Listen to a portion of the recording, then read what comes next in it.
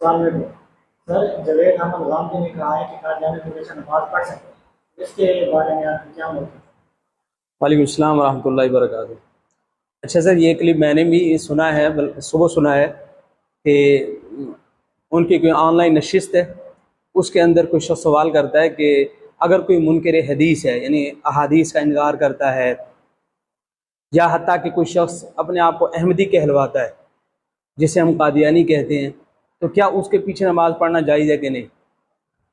तो मौसूफ ने कहा है कि जी बिल्कुल आप कादियानियों के पीछे नमाज़ पढ़ सकते हैं, आप मुनकरीन हदीस के पीछे नमाज पढ़ सकते हैं।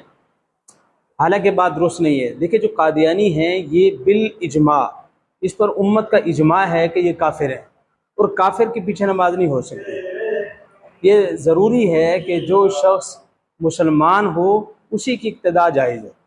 और इन्होंने जो लॉजिक पेश की है इस वीडियो के अंदर, वो लॉजिक ये पेश की है जी, उसके पीछे नमाज आप इसलिए पढ़ सकते हैं कि वो ज़ाहिरी तौर पर जो गेटअप और हुलिया अख्तियार किए हुए हैं वो मुसलमानों वाला है, लिहाजा जब उसकी नमाज ज़ाहिरी तौर पर मुसलमानों जैसी है तो आप उसकी नमाज पढ़ लें। देखिए, ये दलील काफ़ी नहीं है।